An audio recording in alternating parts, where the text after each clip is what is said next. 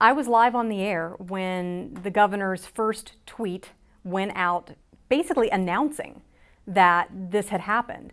I was over at the Capitol and I remember coming back and smelling something in the air but not really thinking anything of it. What we saw from that chemical spill is that when we don't have water, it creates a serious situation. At first, we didn't really know what that meant. I was on the set, I was anchoring, as I said, and so I immediately sent a note to our assignment editor and said, check into this, let's see what this is.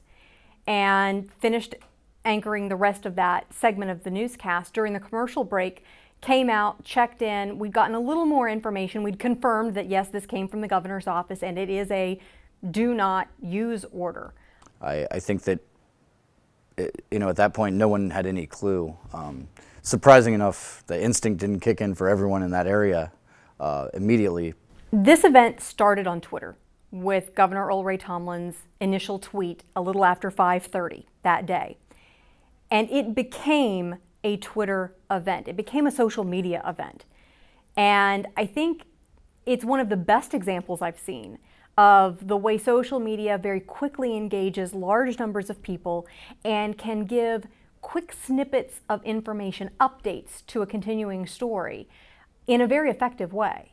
Not one that's just, environmentalists care about it. Everybody cares about it. Citizens care about it. Businesses care about it. It's wildly important to us, and we see it when we realize it when it's gone or when it's not available to us. I don't think anyone had any clue what was going on. We just knew that there was a leak at Freedom and that residents weren't supposed to use water at all. Of course, having reported this and living in Charleston, we were just as affected as anyone else. So the first 3 days after the spill, people were coming to work unshowered, basically cleaning up as best you could with like baby wipes or some sort of whatever towels you had laying around that you could clean yourself with. Bottled water, bar soap, and a washcloth was about the best you could do. In short, it was a mess. It was a mess. I was lucky. I had water. But that meant I was sort of ground zero for people who needed showers, who needed to fill up water bottles, for people who just kind of wanted a place where they could get away from the no water situation wherever they were and feel a sense of normalcy for a little bit.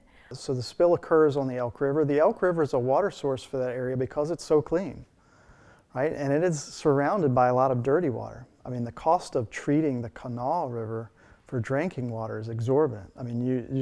It's so dirty you can't afford to. But the Elk River is a very clean river, one of the cleanest in the East, actually.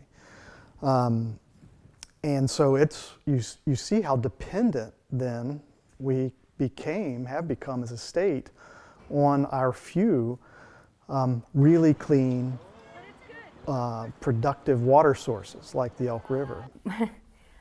I think we all were in a bit of disbelief when Gary Southern, someone handed him a bottle of water during that first news conference outside the Freedom Industries headquarters, and he took a swig of water from this bottle. I think we couldn't quite believe that he'd made that kind of a blunder in the midst of all of this, and it really set the tone. I think I thought the exact same thing that everyone thought, is that it was a poor move to open the bottle of water and drink.